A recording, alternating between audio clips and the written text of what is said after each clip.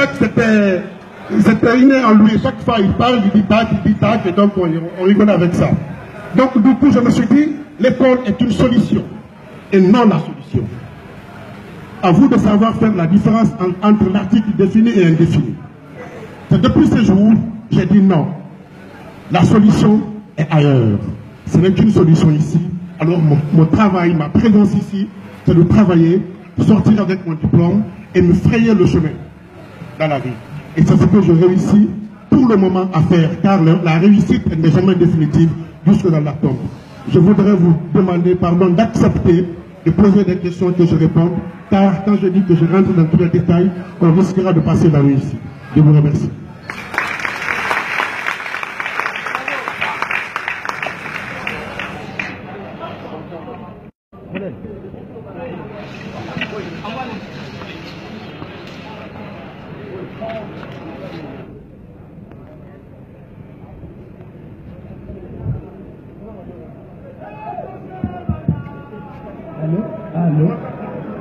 Allô? Le deuxième micro, M. Barry. Le deuxième micro.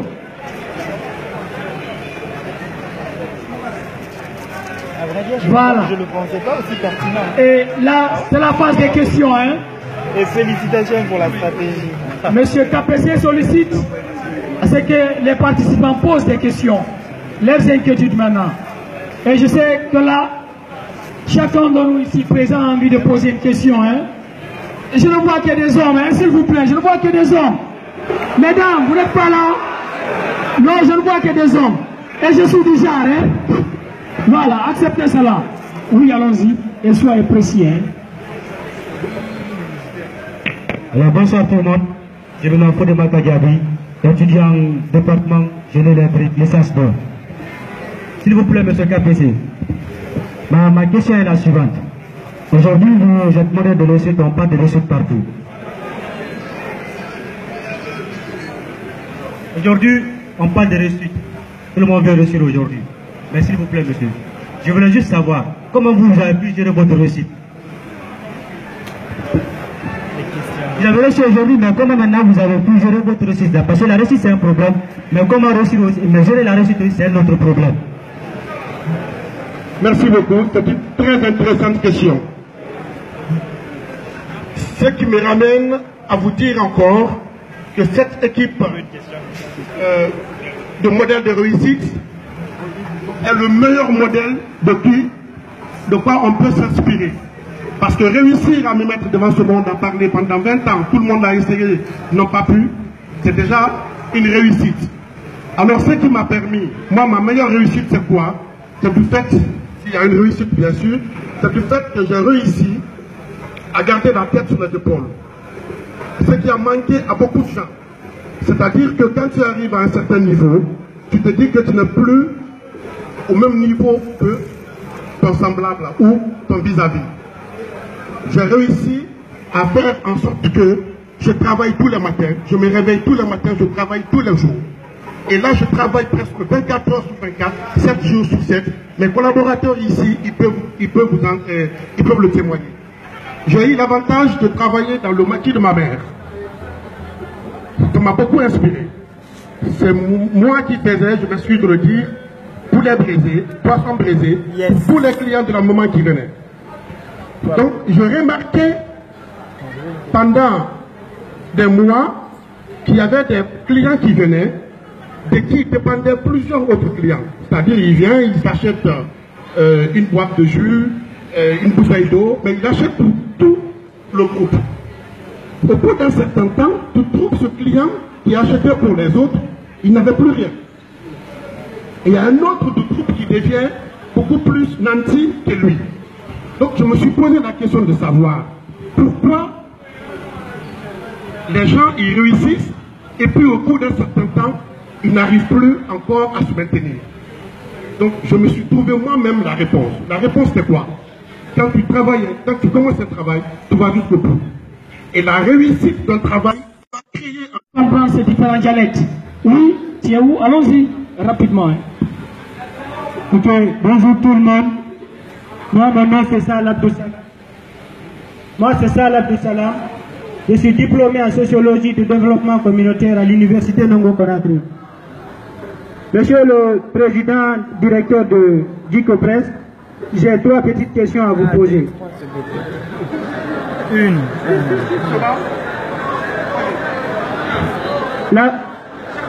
La première question, en montant votre premier projet, avez-vous eu des doutes si ça marcherait ou pas? Si oui, qu'est-ce qui vous a motivé de plus pour continuer?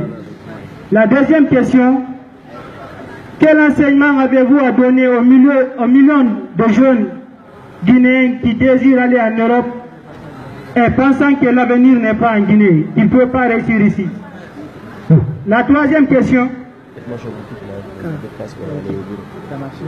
quelle a été votre impression sur les fondateurs de modèles de réussite lorsqu'ils vous ont rencontré à la première fois pour vous parler de leurs ambitions? Je vous remercie. C'est ça, allez. Merci.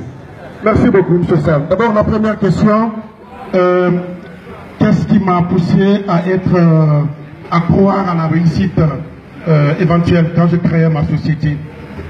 Vous voyez l'hôtel de l'université qui est juste à ma droite ici. Je venais derrière un entrepreneur de nom de Kaba Aglotipé. J'ai fini mes études supérieures en 1996. Donc 96 à 97, le seul moment où j'ai tenté d'être employé quelque part, c'était quand ce délégué a organisé une masse de recrutement là-bas à Matam. Je suis allé de 400 personnes jusqu'à, il restait 10 personnes. On allait à l'interview. À l'interview, les Malaisiens ont posé une question, des mouvements de compte. Ils ont dit qu'on était libre de répondre en anglais ou en français. J'ouvre une parenthèse. Tous ceux qui ont fini leurs études, si vous avez l'occasion d'aller apprendre l'anglais, faites-le, c'est hyper important pour vous. On avait un ami là-bas, il a pris la parole, il a parlé l'anglais comme s'il parlait sa langue maternelle. Nous on a dit bon c'est fini, on ne répond plus, on s'en va.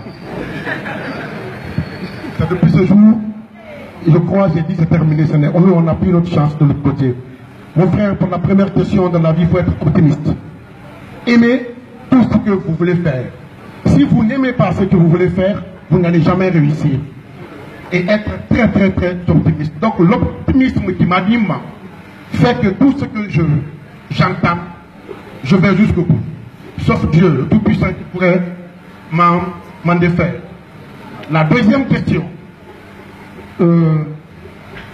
comment apporter des conseils aux autres à ne pas aller à l'étranger. Moi j'ai eu la chance ou la malchance d'aller en Europe pour la première fois à travers un visa légal. Que son âme repose en paix, c'est Fodé Souma, le ministre des Sports d'alors, qui m'a mis dans la délégation guinéenne dans le cadre sportif. J'avais en tout et pour tout sur moi 960 €. Quand je partais pour la première fois en Europe, j'avais 960 €.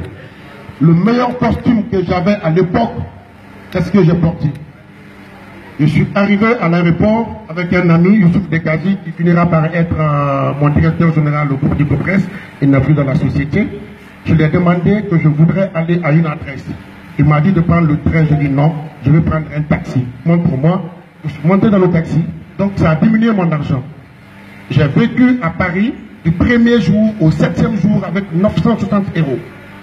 La façon dont j'ai vu les gens vivre en Europe, j'ai vu nos parents étalés à même le sol en train de dormir.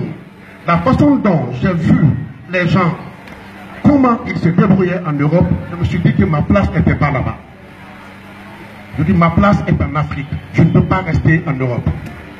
Et la preuve, en Afrique ici, quand tu passes, qui que tu sois, au moins, si tu portes une belle paire de chaussures, on te dit ta chaussure est belle. Quand tu es bien habillé, on te dit tu es bien habillé. Quand tu es beau, on dit tu es beau. Et c'est qu'en Europe, j'ai vu que ça n'existe pas. Le meilleur costume là que j'avais, j'ai marché toute la journée. Personne ne m'a dit que j'étais bien habillé. Et de personne. Au contraire, je l'ai taché quelque part et depuis que j'ai enlevé ce jour-là, je n'ai plus jamais porté. Juste à Conakry. C'est pour vous dire, mon frère, c'est que nous pouvons gagner en Afrique. C'est que nous pouvons gagner surtout en Guinée, qui est un pays très riche. Un pays très très très riche. Les premières années du professeur Alpha Condé, c'est des dizaines de milliers d'Américains et d'Européens qui ont débarqué en Guinée. Des dizaines de milliers d'Américains et Européens qui ont débarqué en Guinée. Ils sont venus pourquoi? Pour y travailler, gagner leur vie et retourner chez eux. Alors pourquoi nous, on ne reste pas chez nous pour travailler? Moi, je conseillerais à tout un chacun de se battre, si vous avez la possibilité, mais légalement, partir à l'étranger, pour aller voir comment ça se passe là-bas. Mais vous revenez chez vous, tel que M. Bakarim, ici présent, vous l'a invité, il a fait plus de 20 ans en aventure là-bas, 20 ans il vit à l'étranger, il est encore là-bas. Quand je l'ai encouragé à venir, il est venu et il a vu les réalités. Moi, mon conseil envers tout le monde, c'est de rester en Guinée, se battre en Guinée. Cela n'exclut pas, quand il y a des opportunités d'emploi ailleurs, qu'on ne peut pas aller. Ah si, on doit aller, mais pas en passant par la méthode telle qu'a utilisé mon frère qui a 16 ans. Non. Mon jeune frère a fait que ma maman m'a coupé la parole. Ma grande soeur m'a coupé la parole. Ma jeune soeur ne m'a pas coupé la parole. Elle a essayé de faire l'intermédiaire entre moi et ma mère, que son âme repose à paix, et ma grande soeur. Pourquoi? Mon jeune frère a dit qu'il faut qu'il aille en Europe. Et qu'ils ont trouvé quelqu'un à qui on doit remettre de l'argent pour faciliter cela. Je vous jure, je suis passé par tous les moyens pour l'en dissuader, il n'a pas accepté. Il m'a opposé à ma mère alors. Donc j'ai fait une réunion de famille. Je dis alors tu vas partir, mais à une seule condition. Tu acceptes d'abord, que je te trouve une maison, que tu te maries, que je te donne un véhicule, que je te donne le visa. Tu vas voir l'Europe. À ton retour, tu décideras de repartir vivre là-bas ou pas. Je vous jure, il est parti, j'ai trouvé le visa, il est parti. À l'aéroport, on l'a arrêté, on l'a mis en prison. À l'aéroport. Vous savez, à la douane, quand tu viens, il faut que tu défendes là où tu vas, tu es tout. Il vient à la douane, il ne peut même pas parler. Les Blancs l'ont pris, ils l'ont mis en prison. Il a fait 2 jours en prison. Et moi, ici en Guinée, on a pris un avocat à distance, on a pu le sortir de la prison. Et depuis ce jour, il a enlevé dans sa tête l'idée d'aller en Europe. Donc il est très bon d'aller vivre l'expérience de manière légale. Et quand vous revenez, vous saurez faire la différence s'il faut rester ici ou s'il faut partir. La troisième question c'était... Quelqu'un avait noté. Ah non, c'est eux le modèle de réussite. Parce qu'ils ont réussi à faire ce que personne n'a pu faire jusqu'à maintenant. Réussir à promouvoir, à donner de la valeur à ceux qui ont un peu avancé dans leur vie pendant qu'ils vivent. Il ne faut pas attendre que les gens soient dans leur tombe pour dire qu'il a fait ceci, il a fait cela. Non. Moi, je pense que le modèle, l'équipe du modèle de réussite est à féliciter et à encourager. C'est pourquoi j'ai dit, pendant 5 ans, 2018, 19, 20, 21, 22, par la grâce de Dieu, tant que le groupe du Copresse continuera à travailler, à engranger des trucs, on les accompagnera pendant 5 ans. Le budget, je ne peux pas me permettre de le dire ici au hasard, non. Nous connaissons à peu près leur budget, nous serons capables de les accompagner à hauteur de notre possibilité et largement suffisant pour qu'ils puissent continuer à faire la même chose, mais qu'ils prennent des modèles beaucoup plus qui inspirent que nous. C'est pourquoi j'ai fait appel à M. Mamadou Samba Diallo et à Kermostan Diallo, 2 jeunes qui ont étudié ici, qui ont tous fait les trucs techniques ici à génie civil, et puis qui ont réussi. Aujourd'hui, ils sont mariés. Bon, lui, Samba, je l'ai empêché d'épouser une 2e femme.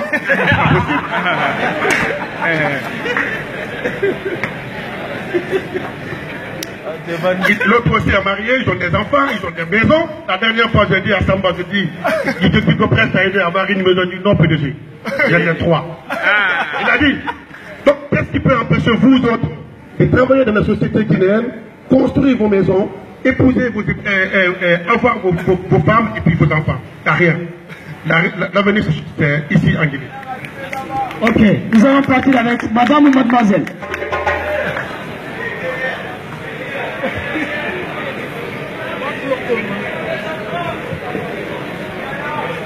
Bonjour. C'est Sano Salematou, étudiante à l'université Gamal Abdel Nasser, département génie électrique. Okay.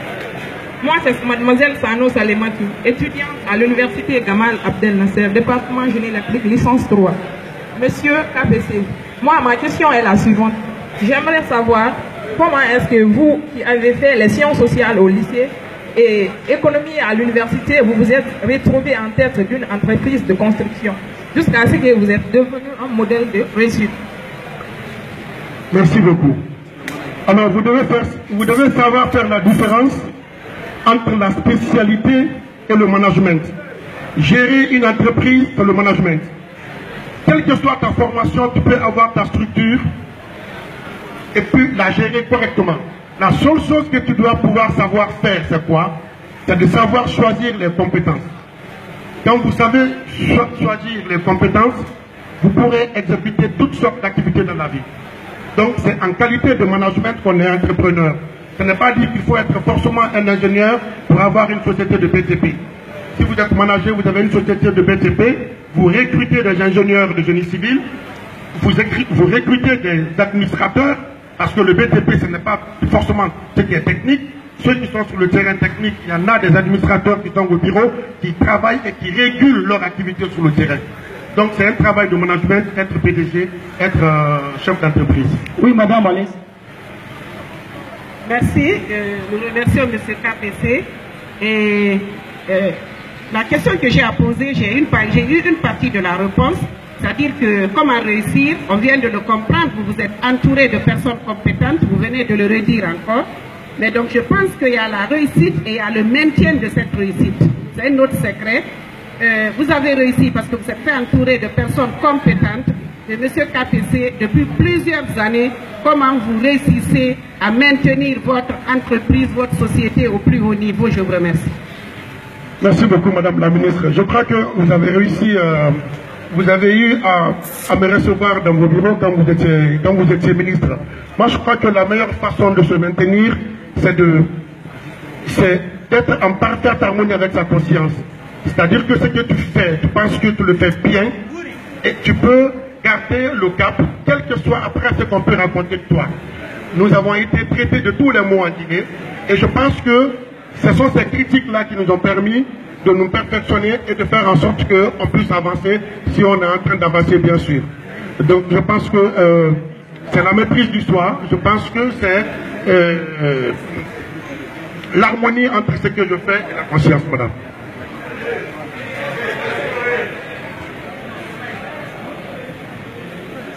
Bonjour Monsieur KPC, je m'appelle Dr Diallo, je suis ingénieur stagiaire au groupe Kikopress pour le projet de Gamal. J'ai une suggestion et deux questions. Je vais commencer par poser les deux questions, ensuite la suggestion. La première question, quelles sont les astuces à prendre pour convaincre un bailleur afin qu'il finance votre projet? La deuxième question, comment chercher, retenir et augmenter les clients pour une entreprise? Maintenant, la suggestion, envisagez-vous de faire un document de référence pour orienter les jeunes dans l'entrepreneuriat au lieu de se contenter des magazines du MAC? Merci beaucoup.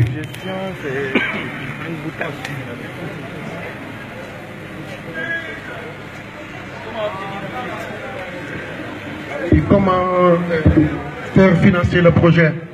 Dans le cadre du groupe Kikopress, nous n'évoluons pas dans le sens de faire financer le projet. Des appels d'offres sont lancés, nous soumissionnons, nous gagnons le marché. 1. Des passations gré à gré qui sont légales dans notre pays. Quand un travail est à faire, on n'attend pas, on ne peut pas attendre pendant une semaine ou un mois pour passer le marché. Les gré-grés sont régis par notre législation. Donc nous n'allons pas vers la recherche de l'investissement de nos projets, nous allons vers la recherche des projets financés déjà, soit par le gouvernement ou les gouvernements, soit par les institutions internationales. En ce qui concerne l'une des questions, comment accompagner les jeunes à créer leur propre entreprise, je crois que nous œuvrons dans ce sens en essayant par exemple de financer des équipes telles que modèle de réussite. À travers la Fondation KPC pour l'humanitaire, nous finançons beaucoup de projets dans ce sens. Je crois avoir répondu à toutes vos questions. Et la suggestion, ce n'était pas une suggestion, c'était une question également. Bonjour, monsieur KPC. Je reprends au nom de Diallo Adama, élève de la 11e sciences mathématiques au lycée du 2e. J'aimerais vous poser une question. Aujourd'hui, je suis élève. Mais est-ce que demain, si je pars dans votre entreprise, m'acceptez-vous de travailler dans votre entreprise? Non. Il y a des critères, des conditions d'acceptation.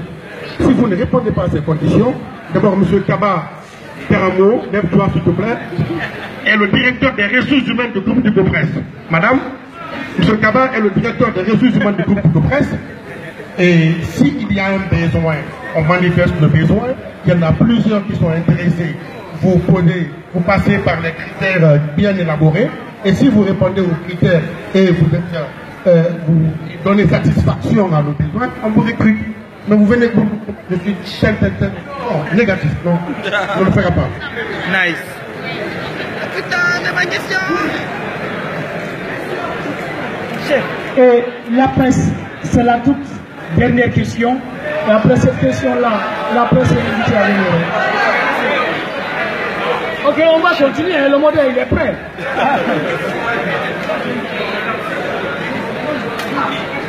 Bonjour à tous, je suis Baldi Abdourahman, je suis responsable de la facturation à la société Globtrans et je suis également professeur dans les universités privées en charge des cours d'économie d'entreprise et d'ingénierie financière.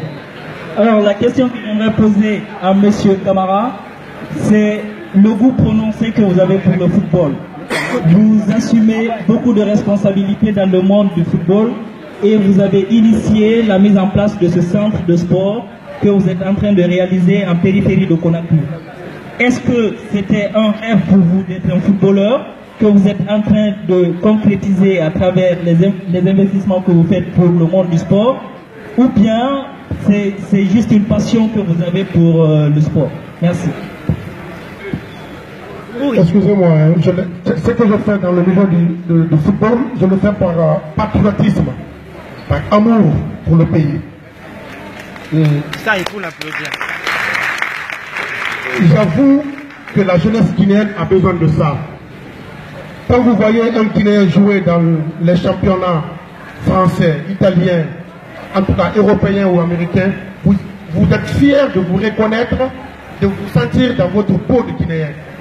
Et c'est ce que nous voulons essayer de faire dans notre pays. Que les jeunes soient bien formés ici, pour que quand ils sont recrutés au niveau de l'Europe, ils n'aient pas besoin de beaucoup d'adaptation. Donc c'est pas patriotisme. Chef, lève-moi, chef. Voilà, laissez-moi poser ma question. En fait, bon, vous êtes le directeur de communication, peut-être que vous pourrez me répondre. C'est une suggestion à poser. Comment on fait pour le football? En fait, c'est un exemple de pertinence, de pragmatisme. Il a dit que justement, pour lui, l'école, ce n'est qu'une des solutions. Comment Bonjour, M. Camara. Qu'on mette en place une école, justement, du pragmatisme. En licence 3 génie civil. À la sortie. Et j'aimerais vous poser une question, c'est la suivante. Vous êtes l'un des plus grands entrepreneurs de la Guinée et un fruit de l'université mère de Guinée, l'université Gamal Abdel Nasser de Conakry, évoluant dans le domaine du génie civil. Pourquoi vous n'offrez pas des stages aux meilleurs étudiants de génie civil? Vous n'offrirez pas. Afin qu'ils puissent transformer leur acquis théorique en celle pratique, comme l'a fait l'usine industrielle GI Ciment, en offrant le prix d'excellence aux étudiants sortant de l'université Abdel Nasser de Conakry dans le domaine du génie civil. J'ai suivi à la télévision le passage de GI Ciment ici. Le total de l'investissement faisait 120 millions. Le total de l'investissement de GI Ciment faisait 120 millions. Je me réserve de rentrer dans les détails.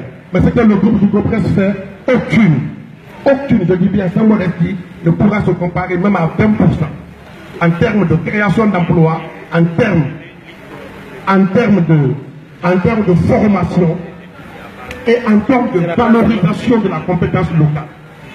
Si je rentre dans les chiffres ici, beaucoup vont prendre leur tête.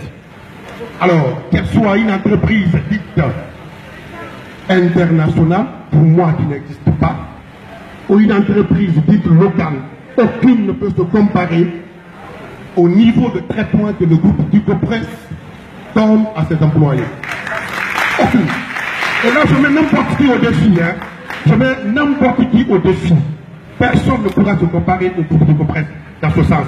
Donc, ne vous contentez pas souvent des rencontres, des cérémonies qui se font de gauche à droite pour dire que telle société a donné ça. Intéressez-vous au fond de la formation, le cours de la formation, qu'est-ce qui est donné en fait, et comparez. À ce moment, vous pourrez savoir si on n'est pas en train de vous endormir ou pas. J'ai toujours évité de parler devant les gens parce que je dis ce que je pense. Je ne peux pas dire le contraire. Et c'est pour cette raison, je les réponds.